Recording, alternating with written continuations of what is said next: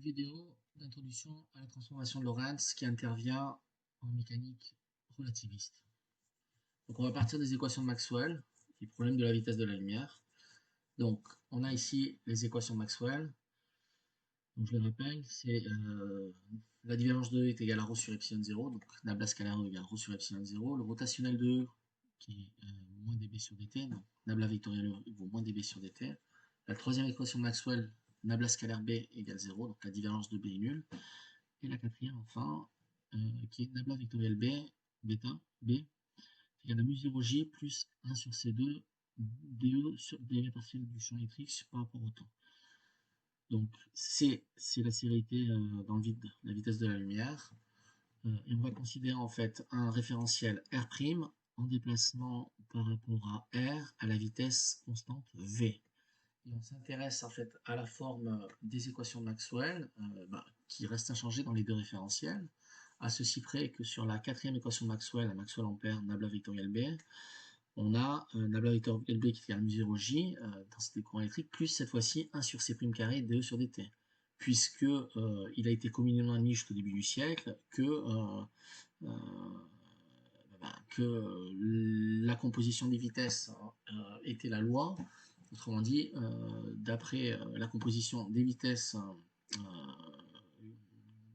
de Galilée, on devrait avoir une nouvelle vitesse de la lumière, puisque dans le nouveau référentiel, R' se déplace par rapport à R, à la vitesse V, et donc on devrait mesurer un C' qui est égal à C moins V. Voilà. Donc il y a eu différentes expériences au début du siècle qui ont visé à montrer comment C variait dans les différents référentiels inertiels. J'en cite quelques-unes. L'expérience du fin du 19e siècle de Michelson-Morley, basée sur la rotation de la Terre, qui a démontré que en fait, C était invariante par changement de référentiel. Également l'expérience de Fizeau, qui était une expérience en labo, qui a démontré que C était également constante.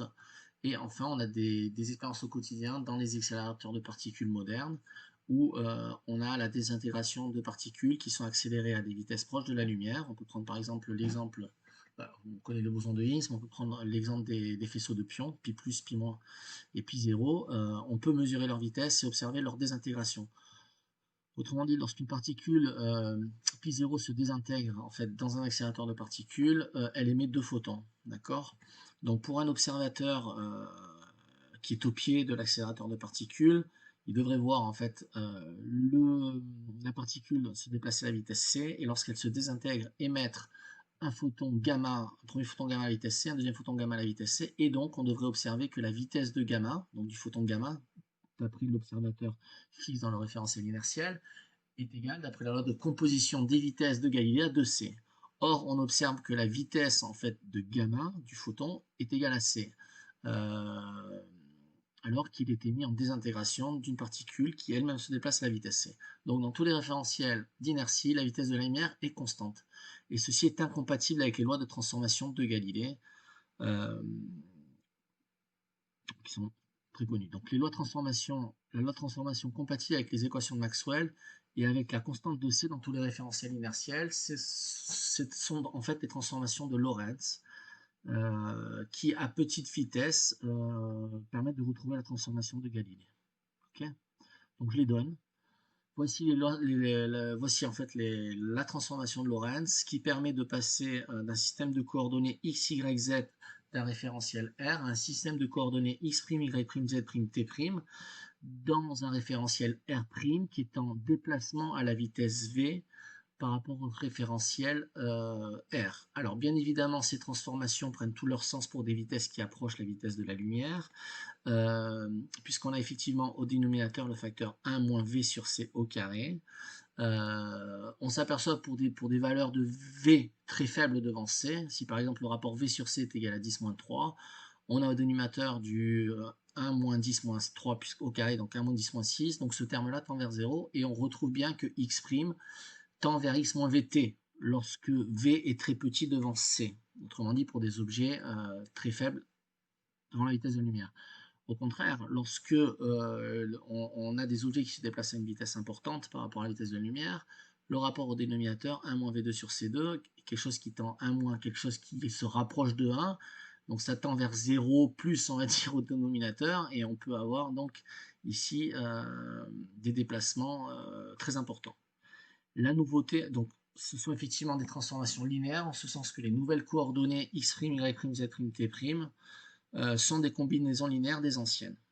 La nouveauté, et ce qui est extraordinaire, c'est qu'on a cette fois-ci un temps t' observé qui est différent du temps t initial du référentiel de base, et donc le temps n'est plus absolu mais relatif. D'accord?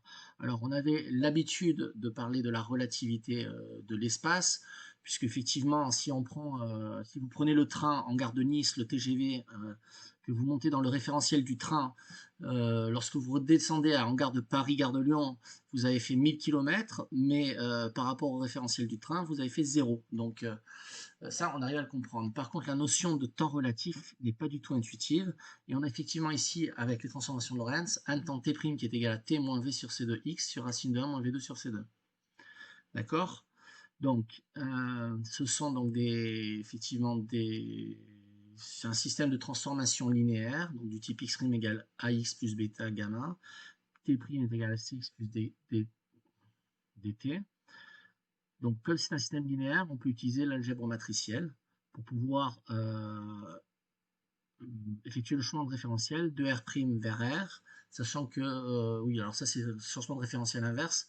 Donc, considérer que R' est en translation par rapport à R à la vitesse V, c'est exactement pareil que considérer que R est en translation par rapport à R' à la vitesse moins V. D'accord? C'est algébrique.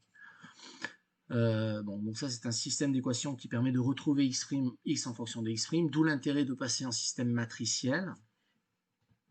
Bon, ça en fait, c'est qu'on s'aperçoit qu'il n'y a plus de problème avec Maxwell, puisqu'on va démontrer, je vais le montrer là, à travers le jeu d'équations qui suit, que la vitesse de la lumière reste inchangée par changement de référence, par ce changement justement de coordonnées qui est la transformation de Lorentz. Alors Lorentz n'avait pas pesé à son époque toute l'importance, je dirais, de sa transformation. C'est ensuite Einstein qui l'a effectivement, formalisé dans sa théorie de la relativité restreinte. Voilà. Donc on voit bien ici que pour des vitesses v très inférieures à la vitesse de la lumière, vitesse supraluminique, donc 1 moins v2 sur c2 ça tend vers 1, et donc x', on retrouve que x' vaut x moins vt, la fameuse transformation galiléenne d'un référentiel inertiel en déplacement de translation rectiligne uniforme par rapport à un repère de base. Voilà. Et on retrouve bien également, lorsqu'on a un référentiel R' qui se déplace à une vitesse v très faible devant la vitesse de la lumière, que finalement le temps t' du nouveau système de coordonnées est égal au temps initial, et donc en fait on a deux temps qui sont mesurés identiquement, d'accord, par un observateur. Voilà. Donc t' qui vaut t moins v sur c carré x sur racine de 1 moins v2 sur c2. Voilà. Donc la nouveauté, c'est que t' est différent de t. On a affaire à un temps relatif.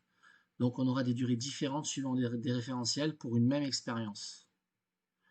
Donc on suppose dans R que ma particule a une vitesse constante v qui est égale à x sur t qui est égale à c, la vitesse de la lumière. Donc quelle est la vitesse de cette particule à ce moment-là dans R'? Eh bien, on a juste à substituer, hein. Donc U' qui est égal à V', la nouvelle vitesse x' sur t'. Donc x' est donné par donc x' et t' sont donnés par le système de coordonnées de la transformation de Lorentz. Donc c'est égal à x moins vt sur t moins v sur c carré. D'accord, on pose un sur t, on sort 1 sur t en facteur au numérateur, on sort t au dénominateur, 1 moins v sur c de x sur t, et on retrouve bien que u est égal à x sur t qui est égal à c. V étant la vitesse de transformation d'un référentiel à un autre, voilà, U' est égal à x sur t moins v sur 1 moins v sur c carré c, vous faites le calcul, c'est égal à c facteur de 1 moins v sur c divisé par 1 moins v sur c, on a du c facteur de quelque chose divisé par quelque chose, c'est égal à c. Cette transformation laisse bien la vitesse de la lumière invariante dans tous les référentiels d'inertie. Donc on a effectivement la notion de temps relatif. Si on considère par exemple nos particules élémentaires dans nos accélérateurs de particules, le pion dont on a parlé précédemment, qui est par exemple au repos avec un temps et qui met 10 puissance moins 6 secondes pour se désintégrer, donc de l'ordre de la microseconde, il s'intègre en une microseconde. Dans un accélérateur de particules, le temps en fait peut prendre plusieurs secondes, c'est-à-dire qu'on peut mesurer plusieurs secondes pour la désintégration donc, de cette particule. Donc en multipliant donc, T' par C, on a l'expression Ct' qui est homogène à une longueur, qui vaut donc Ct moins V sur Cx sur racine de 1 moins V2 sur C2, d'accord, et X' qui est également une longueur. Donc on a deux longueurs, on peut mettre la transformation de Lorentz sous la forme d'un vecteur en faisant apparaître une matrice, car ce sont des expressions linéaires. Autrement dit, d'un point de vue matriciel, on peut avoir le nouveau système de coordonnées Ct' et X' exprimé en fonction de l'ancien système de coordonnées Ct et X. Donc à travers une matrice de 2, linéaire, avec pour terme 1 sur racine de 1 moins V2 sur C2, moins V sur C racine de 1 moins V2 sur C2, moins V sur C sur racine de 1 moins V2 sur C2, et 1 sur racine de 1 moins V2 sur C2. On s'aperçoit, si on appelle cette matrice gamma, ou delta, pardon, que delta de V, alors l'inverse de gamma, en fait, c'est tout simplement delta de moins V. Ok, gamma pour la transformation de Lorentz. Voilà. Je voulais aller plus loin, et vu la longueur de la vidéo, je vais m'arrêter là.